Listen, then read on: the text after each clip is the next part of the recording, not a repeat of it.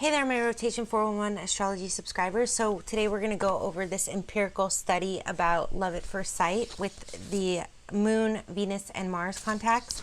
And this is part 2. So I did do my own run over of what I believe the love at first aspect sites are, and I'll attach that above. And so I also want to say, I was talking about the birthday calculator that I just created, the package. If you want to go to either rotation411.com or divinetimingdatabase.org, I offer it on both sites. I can actually find the birthdays of who your best matches are. And I just kind of, if you just finished watching that video and you're watching this one now, or if you're just starting with this video, I actually recommend that you go watch that one first, unless you really like boring, like scientific studies. I don't think you'll be as excited about this unless you've seen that video first, but it depends on who you are, I guess, and what you like. So I do want to say that I was saying at the end of that video that for myself, for like I think it's 85, 95, like a 30-year span, I ran like 1975 to like 2002, who my best birthday matches would be. I found a little over 200, but that was actually with just the moons being compatible and no malefics. When I went and started taking out like the annoying aspects, like Mercury square Neptune, like the red flag ones, it actually narrowed down even more to like, I think less than 100. So about 90 birthdays out of like 10,000 birthdays. Because, right, 365 times 30, well, I guess that would be like 30,000 birthdays. I don't know. I just did the math on the thing. So I only found like 100 out of what? I don't know, you guys. So you're following me, all right? I don't want to be exaggerating and throwing out numbers. Let's just really get into this. I'm going to read it verbatim. So it's kind of cool though. And if you want to follow along with this, it's on divinetimingdatabase.org under how it works, the tab in the menu. You can find this there if you want to follow along with me as I'm reading. All right, love at first sight. An investigation into astrology and attraction. Lecture at ISAR, Chicago, July 6, 1996. So this information has been out there for quite a while as well. Keywords: synastry, aspect, sympathy, attraction, moon, Venus, and Mars. Now, before I read this, I just do want to say that whoever made this, if you didn't watch the last video yet, probably studied the social sciences and or stats. So this is done very well, although I doubt it's peer reviewed or actually officially recognized by any institution. I just like how they did this. It's very well thought out, and it's not a very big sample population. So remember in the last video, so for those of you who didn't see it, I was talking about, and I talked about this in the number 4 of the moon series, that, you know, is it the observer effect that I'm just finding things to prove myself even though I'm actually looking for things to disprove these theories? But the reality is when you pull a sample population, for it to replicate itself to this level means there has to be something written in the stars, basically, to sum it up on my rant on that. So the one thing about this, very sexy. Okay, sorry. The one thing about this study is that it's not a very big sample population, which I don't like. I like to have a bigger sample population in a study, but what I do like about it is random, and also that for me, I'm polling, like we said in the other video, my clients are all over the world. So if I'm taking 1,000 clients from every country in the world, which I am, like my clients are in Australia and in England, they're asking me, you know, should I move to Spain? Like, you know, they're all over the world, and I'm polling thousands of them, and they're all aligning so much, okay, and agreeing.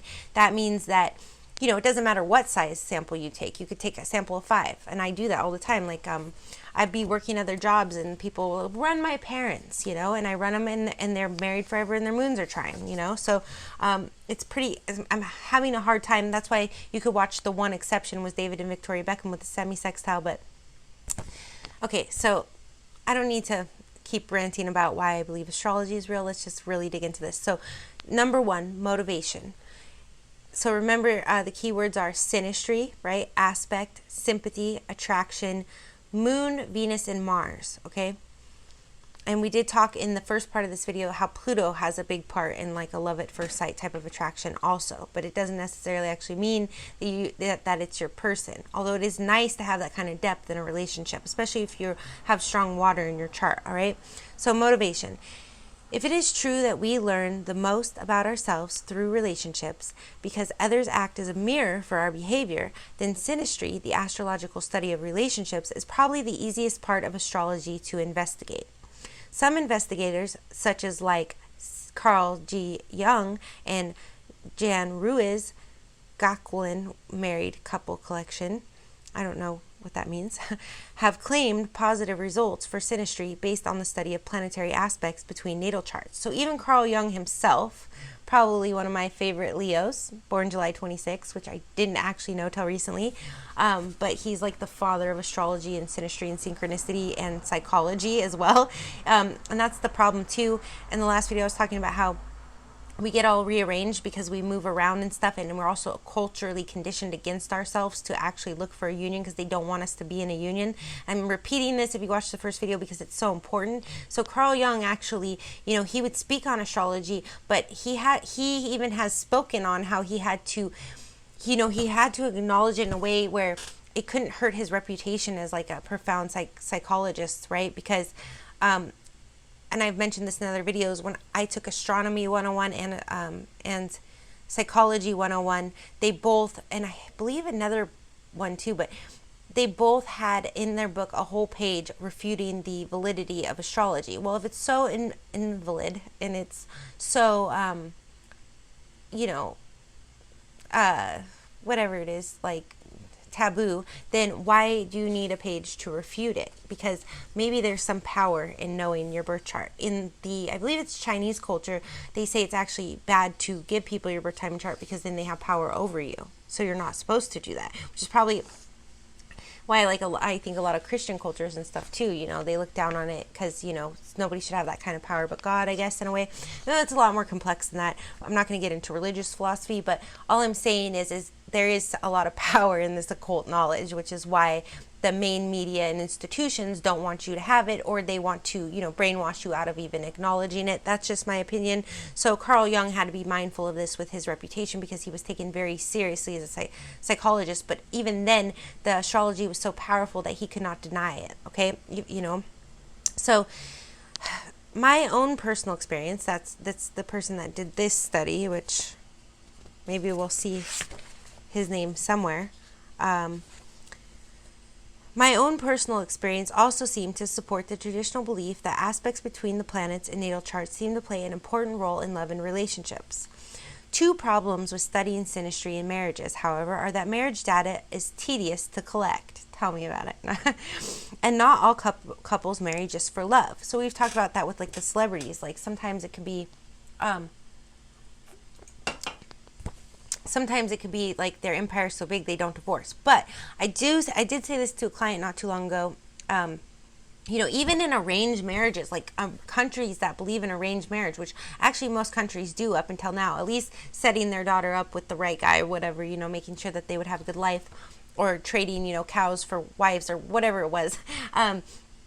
You will see in Indian culture, it's arranged marriage is very big. What else is really big in a lot of Indian culture, and I'm talking about the country, the continent, is astrology. Okay, they believe in. So I'm sure there's plenty of segments of that culture that arrange the marriages based on the astrology. I'm really pretty certain of that. I just don't actually know specifically who or what groups do that by label. So with that being said, that kind of in a way brings this full circle. Not all couples marry for love, but arranged marriages might have just as much significance. It's like a love marriage is a Venus-Mars conjunction versus a marriage like that's arranged would be more about maybe Jupiter and Saturn and commitments and obligations. So you can even see in my clients, like if a guy's in an arranged marriage but he's in love with another woman, the other woman and him have Saturn square Saturn or Jupiter square Jupiter because he had to be in this arranged marriage, right? So that created that square over there, that challenge for them. All right, but anyways, marriages are complex, conscious decisions that are influenced by other relationships and a variety of factors. Hence, instead of marriage, I decided to study the moment when all relationships begin, the very first interaction with an unknown person. The world has a great abundance of people who are unknown to each other, and it seemed to me, as I think most people would vouch, that we all have some sort of intuitive, quote-unquote, sixth sense to judge someone at first sight. We either like someone or we don't, even without being able to say why. Because we have little or no information about a newly met person, the astrological information, if any such information really exists, may thus be dominant. So part 2, experimental design. For an experiment to be scientific, we need to have a well-designed protocol to collect the data and a concrete hypothesis about the results. Part 2.1, data gathering. A street where lots of people do their shopping is a good place to find unknown people who may be interviewed as participants. So this experiment is confined to those areas. Selecting only just people who appear to be sympathetic or attractive would be one method to choose participants, but this method will require a control group. For example, if there would be a preponderance of Cancer signs June 21st to July 21st in the collector group, it would not be possible to determine whether 1. Cancers are more likely to be found shopping than other signs, 2. Cancers are more likely to stop and talk to anyone, 3. Cancers are more likely to stop and talk to our inquirer specifically, or 4. There simply exist more Cancers in the world. Which I do feel like that about Cancer moons. I find a lot of those, but I don't know, maybe I'm my Cancer midheaven. Anyway, to avoid the need for a control group, the inquirer must interview as many different types of people as possible and ask them all the same question, based upon the short interview and the physical appearance of each participant. The inquirer records a score, subjective impression for each participant, which ranges in score from -3 to +3. Table 1 lists the possible scores. So table 1 is attraction scores. -3 is bah, ugly, disgusting creature. Okay, this is how they labeled it, all right? -2 is very unpleasant, not handsome or attractive at all. -1 is rather unsympathetic person, not handsome. Now, I did put this over here for you guys to look at. 0 is neutral. Plus seems not a bad person, sympathetic. 2 seems really good looking, very friendly. +3 is, wow, I'd really like to take this one out for dinner tonight, all right? Besides this score, the response to the interview question is recorded, the gender of the participant, and finally the participant's date, time, and place of birth, which is requested at the end of the interview. If the precise birth time is unknown, participants are asked whether it might have been morning or evening. The question asked was always, what do you think about astrology? The question really could be about anything that would enable the inquirer to quickly form an opinion quickly about the participant. To avoid problems like injuries, nothing about the real purpose of the interview was ever mentioned. Part 2.2, hypothesis. Based upon my own previous experience with synastry, I assumed the following hypothesis. So this is what the study, was trying to prove or disprove, all right? Participants with a major aspect by geocentric longitude between their natal moon and the inquirer's natal moon will be found to be more attractive to the inquirer. So this is just any aspect, right? Because remember, moon squares can be quite drawn to each other, even though they're not meant to last, right? A similar attraction will also be found for major aspects between participant Venus and inquirer Venus, as well as between participant Mars and inquirer Mars. For the purposes of this study, we shall refer to these as synastry aspects. So these are just very dominant, strong ones. Now, if I were to do this study or recreate it, I would want to do Venus to Mars also. That's the only thing that's unfortunate about this, because I do feel that Venus to Mars is going to replicate Mars moon to moon a lot. So in my hierarchy, it would be moon to moon's the strongest. Venus to Mars might feel just as strong, but as far as longevity would be underneath, and then it would be Venus to Venus and then Mars to Mars. Mars to Mars is a great and enjoyable one to have, but because it is such a planet of conflict and aggression, it needs to have other great smooth Venus and Venus conjunct Moon, and Jupiter and Neptune could help level out some Mars energy, but it's definitely going to need some of that. All right, or could possibly be kind of hostile. All right, so with that being said, the second part of this hypothesis is an aspect is the astrological term for the angular distance between two celestial bodies. So it's just defining what this aspect is that's going to make them more attracted to each other when they have contact between their moons, their Venuses, or their Mars. All right, the major aspects are the conjunction, which is 0 degrees, 0 to 5 to 10 degrees, sextile 60 degrees, square 9 yeah, then I was right, semi-square is 45 because sextile is 60. Okay, cool. Square is 90, trine is 120, and opposition is 180 degrees. These are the only aspects used in this study, so just the major aspects. The closeness of an aspect is measured by its orb. Only those aspects that are within an orb of 6 degrees are used in this study. So that's a little bit unfortunate. Well, it's good and bad because moon to moon, I do feel like the orb really should be 10 to 12 degrees. But with Venus and Mars, I would say 6 degrees is fair. Maybe even 5 would have been better. All right, so results. The experiment was conducted in the summer of 1992 in my hometown, Ghent, Belgium. No other volunteer was available for the study, so all interviews were done by me as the sole inquirer. I managed to interview 369 participants. Now, I do have to say for a single sole inquirer, that's a pretty good amount, but I do feel like it'd be better to get like 1,000, for a study. It's just such a well laid out study, though. All of whom were unknown to me. Of these, 275 were female and 94 were male. Most of the participants, 257, knew their birth times within 2 hours. Only this group of 257 was considered for the moon-to-moon aspects. Hypothesis: because the relatively fast motion of the moon requires a more accurate birth time. So that was actually taken into account. I had forgotten that. So they did take that into account. The moons are pretty accurate in this study. The birth data and sources were gathered. The birth data and scores were entered into my own astrological software program called Radix. Radix is pretty cool. I have Solar Fire, but when I was at the Psychic and Wellness Fair, the guy who runs it, he pulled up Radix and was showing me that Jupiter was actually still in Aries, even though from the sun, but not from the earth, which was crazy because I never really had a reason to look up heliocentric chart. So, and he was showing me about this one asteroid. Now I can't remember, but I don't want to lose you guys here. Anyways, one second, I got to plug my computer in. Okay, you guys, just a quick side note. I'm just going to start at the top of this page again, which was just that one sentence about Radix. But you know how I was saying that the Radix software is very similar to Solar Fire, but now I realize that I don't know if it's a male or female that did this study, but whoever did the study plugged this into Radix to get these stats. So I'm definitely going to be checking out that software, seeing if any of the software that I already have can do what Radix does as far as this goes. But now I know why Radix is cool.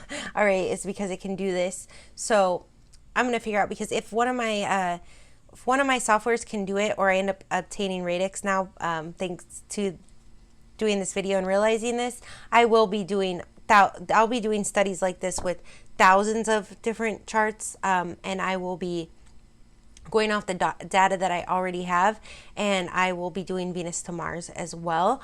But with that being said, that's something to look forward to in the future. Just gave myself a huge new project to work on.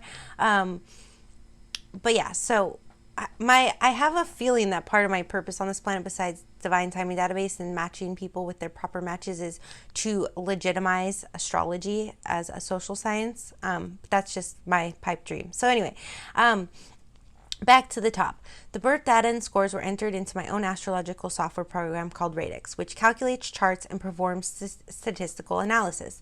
The analysis of all the collected scores yielded an average value, and I did take stats, but I took it online, and I think I still got like a 3.0. It was really hard to take online. And actually, my stats teacher had a 50% pass or fail rate. So most people I knew took his class like 3 times and failed it. So the fact that I took it online and got a 3.0 is quite amazing. But I did have to sit in a few days. So I'm not mentally, I'm a statistician. I love data and analyzing it, but more applicable applying it.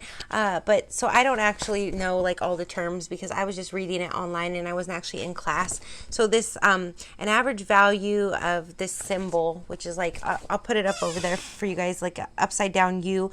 So I don't know the proper statistical term for that. So if any of you are actually really good statisticians, put it below for me. But with a standard deviation, okay, so the analysis of all the collected scores yielded an average value, so I guess this is just the symbol for the value, of 0.745, so about 75%, which is on the positive side of attraction. With a standard deviation, which we call S, I remember that, of 0.96, 96%.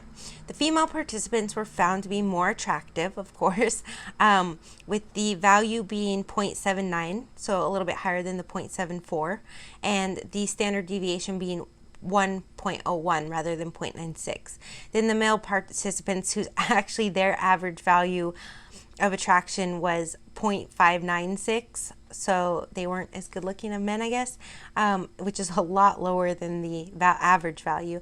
And then the standard deviation was 0.79. But that might be caused by other than astrological factors, right? It might be actually how they looked in this sample population. The variation of the scores was good, although not optimal. A score of -3 never occurred, and -2 occurred only once. Of course, it's difficult to detest someone who is at least friendly enough to stop and give you 2 minutes of his or her time. The average score of the group with a known birth time was higher, but that is normal considering they were mostly younger, thus physically better conserved. Table 2 lists the results of all test participants by synastry aspect. All listed aspects show an average score value on the plus side of attraction, some more than others. It also lists the results for participants, male, female, and total, who have at least one synastry aspect to the inquirer's chart compared to participants with no such aspect. So M is male, F is female, and T is total, and I'm going to put the table right there for you. So table 2 participant scores listed by synastry aspect. So in a moon conjunction, the moon conjunction, there were 13 moon conjunctions, and the value of the attraction overall, the average, so +3 is the best.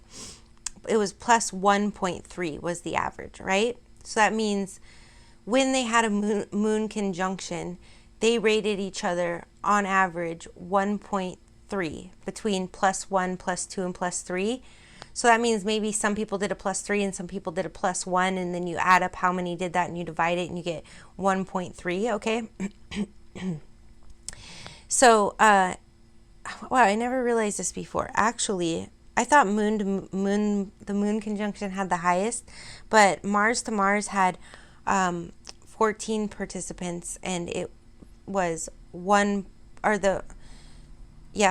participants, and that had Mars conjunct Mars, and their average score of each other was 1.4. So that was actually higher. So, if you think like that would be like some rated each other +1, some rated each other +3, but what's 3 divided by 2 is 1.5. So most of them were pretty attracted to each other. So the highest, actually I thought it was moon to moon, the highest like love at first sight immediate attraction was Mars conjunct Mars. So Mars conjunct Mars within a 6-degree orb. So that would be, if your Mars is in the same sign as someone, you're going to find them highly attractive. Same with the moon, though. So, the moon is the mother, the home, all this. And so we don't think of it necessarily as a physical attraction planet. But I do believe that the moon is very sensual. The mother, the moon, there's that weird thing like men would be kind of repulsed by a woman that reminds them of their mother, but at the same time they're looking for a woman with those mothering, nurturing qualities, and they're most likely going to recognize that as some form of what they experience from their mother.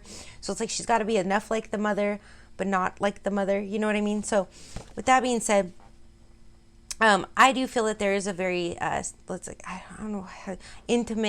physically intimate component to the moon. Moon just as much as Mars. Physically, moon is about emotions in the home, but there's a real sensualness, to Venus and the moon also. So I would say the moon is like Venus and Mars. Venus is sensuality and Mars is physical passion. The moon is like sensuality, physical passion, and emotional intimacy. It's like the whole shebang. It's your person, your other half, your mirror. So actually the opposition, so after we go from Mars, this makes sense to me, and I actually didn't really look at Mars too in depth before. So now we drop down to the opposition, right? Which is, if you guys watch, it's good to watch the fourth video and the first video of this, but the opposition is same modality, same polarity. So there's a lot of actual simpatico in an opposition. It's just the signs are on opposite ends of the spectrum, but they're dealing with the same sort of energies and themes, okay? But in the opposition, the moon to moon opposition actually did quite well. And I don't really prefer moon oppositions. I finally did have about a year-long relationship with the moon opposition, actually at a very wide orb. His moon's early degrees Pisces, mine's high degrees Virgo, but that was the first time I ever connected with a moon opposition that wasn't platonic. But most of my male friends, I have a platonic moon opposition. So, but I do see moon oppositions in a lot of marriages, so it doesn't surprise me that the moon opposition actually did best underneath the conjunction, because they're very similar as well, especially when we're dealing with the moons and Venus. It's just different in same values, right? Kind of like Venus's values. So same values, just very different ways of going about it, but agreeing overall. So, and the thing about a moon opposition, I did read the other day that there can be stormy confrontations and they don't get each other, but they really do want to work together and soothe each other. It's sort of like a seesaw of emotions, but the moon is a seesaw type planet, so they're kind of even more in a natural flow in a way, where in the conjunction they're just kind of like influencing each other all the time. In the opposition, they're kind of balancing each other, but kind of catching up to each other. But it's such a harmonious energy. It's like the waves of the ocean, even more so. In a conjunction, you're riding the waves together. In an opposition, you're kind of just balancing and echoing sort of thing. So it is a beautiful energy. So anyway, so the first most powerful love at first sight aspect in this study was actually Mars conjunct Mars, which I didn't realize, and then Moon conjunct Moon, which I was like, okay, well, I already know that moons are the most important. So if you're going to look, so if you meet someone and your Mars are conjunct and you feel love at first sight, depending on the moons and the other aspects, it could just be lust, all right? Even though usually it is in pretty good relationships. When it's Moon conjunct Moon, this really could be someone that you're meant to spend your life with, okay? So it's a different kind of love at first sight attraction. Now, in the opposition of the moons is next, then in the square is next. So that's one of those ones, like, you're going to be really drawn to the moon square, but you're not going to last the test of time, but you will have a solid 4 or 5 years. And then the trine is actually 1.1, so the trine is right under the square. So the trine is a little bit more of you could miss each other, but if you link up, you're going to get together. And same with the sextile, even more so. It was only 0.5. So moon sextiles, when they first meet, they don't really think much of each other, according to this study. Venus, square Venus, actually has the highest in the Venus to Venus contacts, with an overall score of +1. But the opposition has only 0.92. It's the second highest in Venus to Venus, but it has the biggest standard deviation of 1. So some Venus opposite Venus people in this study were really attracted to each other, and some weren't attracted to each other much at all, okay? And I don't think I need to go over every single one. Mars trine Mars is one of the other top ones. It's pretty close to Moon trine Moon. The Venus trine Venus didn't do much. You know, and honestly, I don't see it much. I do see the oppositions. I don't really even see the squares, though. So that's another, like, misleading contact if you have Venus square Venus. But then, you know, Sun square Venus and opposition Venus can work well. So, yeah, I'm going to say that this just really validates the attraction between the moons overall. Moon to moon in a conjunction and opposition, even a square, which we know in a trine. And that Mars conjunct Mars and Mars trine Mars is more powerful, definitely way more powerful than a square opposition or a sextile. And Venus, it's interesting that Venus square Venus would be the highest, but anyways. So then down here, it just goes over, like, the no major aspects, major aspect, just the numbers. So, you know, we kind of really dug into that. My battery's getting low, so let's just finish reading through here and see what this study has to say about these tables. We see that the attraction scores were higher for the participants with a synastry aspect than for participants with no synastry aspect, as expected. Oh yeah, okay.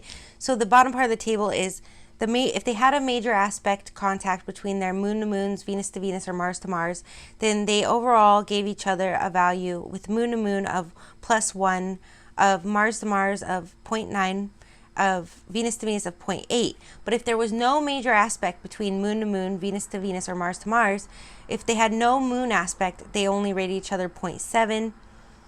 0.7, 0.6. So especially if there was no Mars to Mars, they weren't as attracted to each other.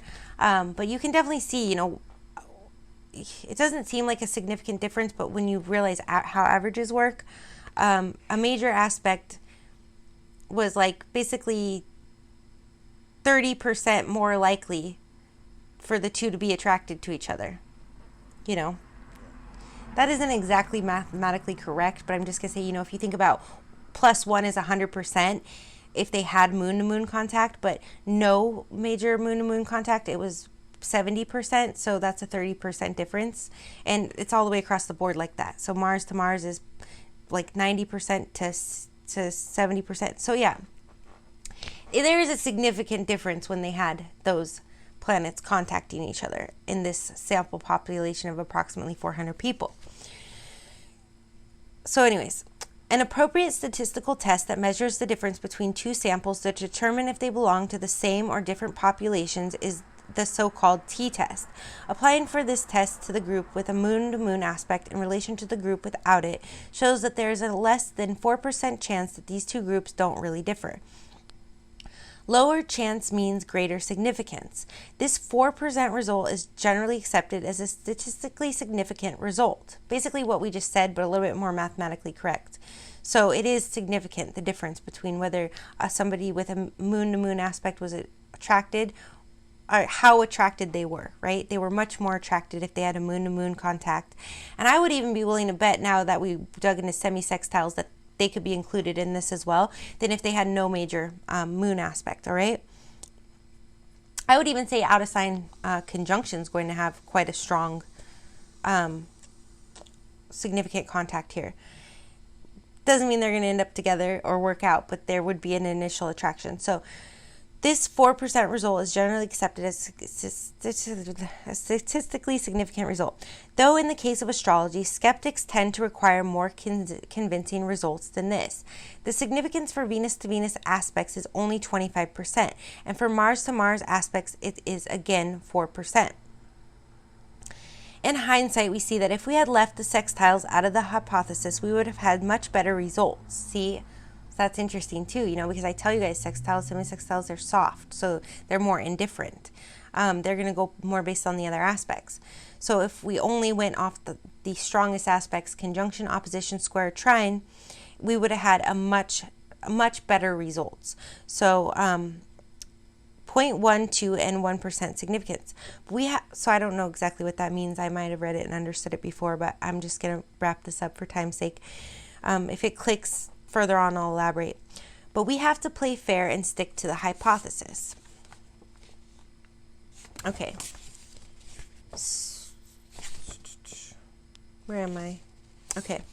However, some other tools to examine the truth of the hypothesis exist. First, we can check how a change in the orb affects the result. And secondly, we can see what happens when participants have more than one synastry aspect with the inquirer. Figure 1 graphs the mean attraction value, mean meaning average. I'll put this up here too, just in case you guys want to see it. Midpoint on each vertical bar versus the orb size, x-axis, to make a global average, and offset value, equal to the average score of those who didn't have the considered aspect within a 12-degree orb was subtracted.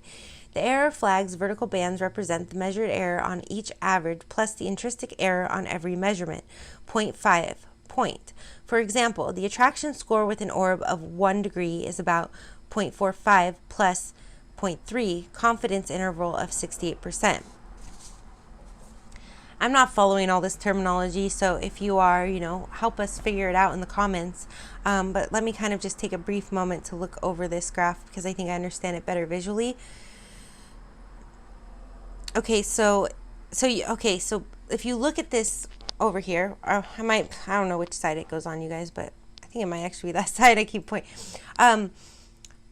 The bell curve of this graph is that the tighter the orb, the higher the attraction was. So the further the orb went out to 15 degrees, the less the attraction was. All right. We see that you can see it pretty clearly here. It's it's pretty nice. I think that's called the bell curve. All right, so we see that a Lorentz function, now that's like a very fancy statistical term, but it says fits nicely through all of the points. While it would be very difficult to fit a horizontal line through them, as would be expected by chance, in other words, the narrower the orb, the more pronounced the effect. This functional covariance definitely supports the hypothesis. Basically, that was just a really scientific way of saying what I just said about if you look at that curve, it's very clear that the tighter the orb, the more significant the attraction was, all right? Table 3 shows the mean scores for participants having combinations of synastry aspects. For combinations with moon-to-moon aspects, only the group with known birth time was used. Okay, so this is the table, and this is a little closer to like, if they were to have like Venus conjunct Mars, which I can't believe isn't in this study, but so this is, if they had both, so I'll put that over whichever side for you guys also, but I'll read it to you. So if they had both synastry aspects of Venus to Venus and Mars to Mars, so that would be like a Venus, if your Venuses are trine and your Marses are sextile, okay, within a 6-degree orb was the original orb of the study, right? Then if you had both those aspects, then you had a average of a +1 attraction to each other with a standard deviation of 1. And if they only had just one of those synastry aspects, it was 0.83. And if they had neither of them, it was 0.64, which is significantly lower, okay? If they had no aspects at all between each other, it was only 0.5, all right? So you're like 50%, you're 2 times more likely to be attracted to someone if you have both Venus to Venus and Mars to Mars compatibility. All right, so moon to moon and Venus to Venus isn't quite as strong, right? Because Mars isn't there, so the attraction isn't as strong, but it's 0.94, which is pretty strong. And with just one of them, it was 0.93. So again, moon, I think, is more powerful, right? Moon to moon is more powerful because, or Venus to Venus would be more powerful than just Mars to Mars. And then in the, and then if they have both moon to moon and Mars to Mars, it's actually the highest. So Venus is great. It's lovely. It's beautiful. Very pleasant energy to have around you. You don't need it. Okay. It's like people will come to me and be so stuck on someone. They might have moon compatibility and nothing else great going on. I'm like, can you find someone you have some Venus with at the least? Like what's even great about this person except for that you, I don't know, got that, you just got attached to them, you know? But moon to moon and Mars to Mars is going to be the most powerful, especially when you have both of them. If you have just one of them, it's also more powerful than Venus to Venus. Venus to Venus is very, very pleasant, but Mars to Mars is like, if you're a very physically inclined person and you need you have a healthy libido and want a good physical marriage, like me, I'm one of those people, like I would rather be alone for a lifetime than be in a asexual marriage. So, you know, that's like my worst nightmare. So, you know, if you're very physically inclined, you definitely probably want someone that you have very good Mars aspects with. You know, like honestly, aside from Mars conjunct my Pluto, so Mars in Scorpio, I feel like most men that I've ever dated, their Mars were in a good contact with my Mars, or at least a contact with it, because I have dealt with a couple squares there also. But anyway, so that sort of sums it up. Like it drops down from like +1 when you have 2 of these kind of aspects with someone to 0.5. 50% is likely to be attracted, basically, in a nutshell. It's not exactly correctly mathematically, statistically how these stats work, but just for a quick visual, it's a big significant difference if there are no aspects between moon to moon, Venus to Venus, or Mars to Mars. And I would be willing to bet that this would also apply to Venus to Mars and moon to Venus and all these 3 planets in other aspects to each other as well. And I will eventually someday get around to doing that. So if you like this, do be sure to like and subscribe. It might take me 3 years, but I will get to it, all right? What we get with this analysis is, again, in keeping with the hypothesis. More than one synastry aspect increases the attraction value, about 1 for each of the both groups, whereas a complete lack of synastry aspects yields the lowest attraction, a value of 0.5. In fact, if we compare this latter value with the averages from the table 2, 1 or more aspects, the significant levels become 1%, 5%, and 2%, using again the t-test, but with the 0.5 as the reference value. So it's a pretty significant difference, you know. I was saying 50%, like half, but visually, you know, 0.5 versus a whole 1 integer. But yeah, it's 1%, 5%, 2%. That's a big significant statistical difference, all right? Conclusion, because they could say it better than I can, all right? See, I'll be in 5 years, I'll be like a whiz at this, and you guys will be like, how did you figure that out? Oh, well, I stumbled through it for a while, you know, like, okay. Conclusion. The hypothesis that is a relation between synastry aspects and attraction or sympathy appears to be confirmed. The data shows several consistent patterns that allow us to estimate the level of significance in the order of 5% or better, meaning that there is around 5% possibility that there is no relationship between synastry aspects and attraction. The strength orb of a synastry appears to be very important, and also the number of simultaneous synastry aspects. So it's saying there's only a 5% chance that it doesn't make a difference whether you have these aspects with someone, okay? So 95% chance you're going to be way more attracted to someone that you have Moon, Venus, and Mars contacts with, okay? Remarks. In case of replication, several improvements to this hypothesis and data gathering can be made, right? That's what I told you guys I'm going to start working on, all right? The hypothesis could be fine-tuned by excluding the sextile aspect, which did not contribute to the positive result at all. So I would do it as I would do one where I would add the soft aspects like the semi-sextile and the semi-square with the sextile, and then I would do one where I would take out the sextile and only do those, and then I would also again do Venus to Mars and Moon and to each other. I would do them to each other. So what's Venus to Moon and Venus to Mars? Because I'd be willing to bet Venus to Mars is going to be right up there with Moon to Moon and Mars to Mars, where Venus to Moon is going to be a little softer upon an initial meeting. But I do feel like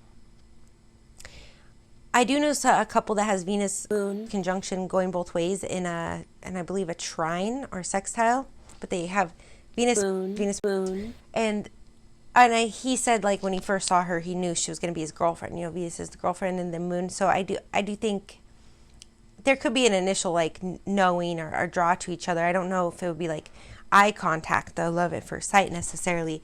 All right. So the hypothesis, okay, as the results were more pronounced for participants of the opposite sex, it would be wise not to collect data from the same sex anymore, or better stated, use the preferred sex only. So there might have been something in this first table about like male to male, male to female.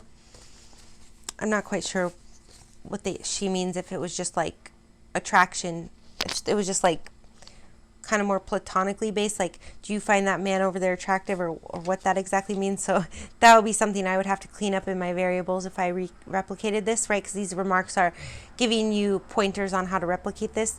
So giving two separate scores, one for sympathy and antipathy and one for physical attraction, might increase the value of this research. So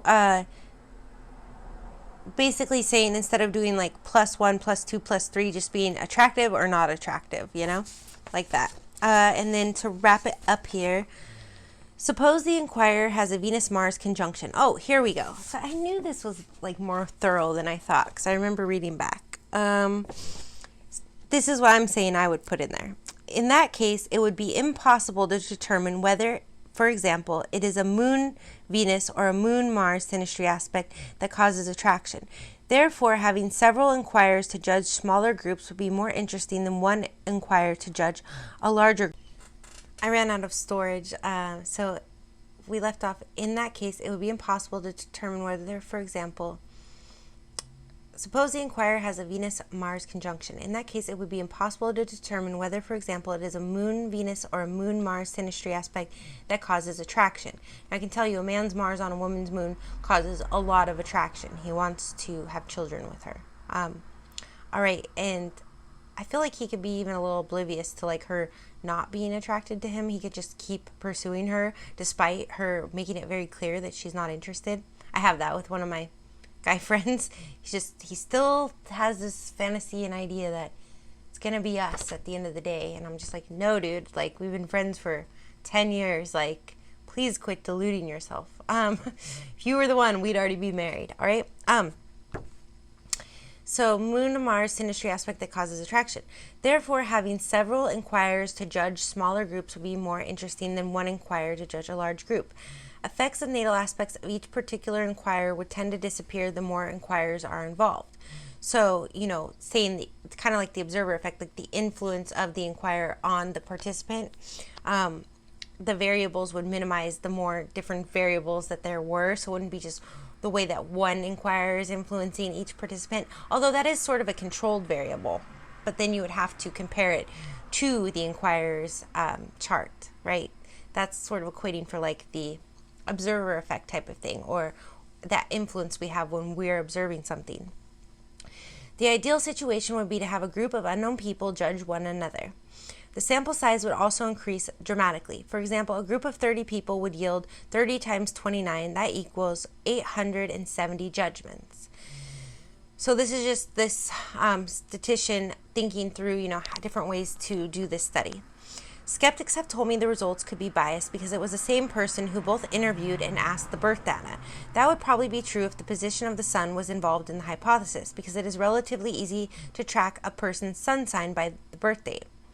But in an enormous task to memorize the ephemeris tables of other celestial bodies, nevertheless, it would be better if the inquiries were done by someone with no astrological or astronomical knowledge.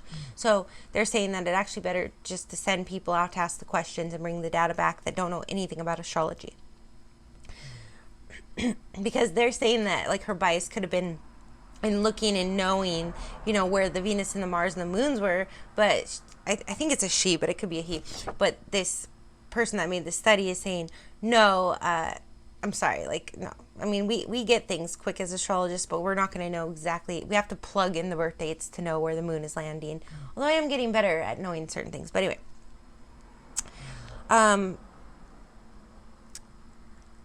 related to this point, I do not think it would be a good idea to have two different people to do the interview and ask for the birth data, because some intimate atmosphere needs to be created to sense the participant's vibe without interference from the presence of another person.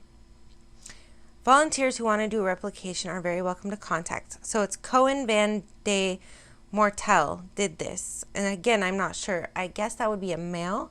Thanks to Ken McRitchie for revising the text. That was the end of the study. So if you made it this far, I'm impressed. I don't know if I would make it this far in this video, but I just really want to go through that, so might as well do it on camera with you guys. And yeah, if you haven't checked out the first part of this video where I just sort of actually talk to you and not just reading that study and elaborate, but I actually tell you the main love at first sight aspects. Again, there's Sun trine Pluto, Mars conjunct, or no.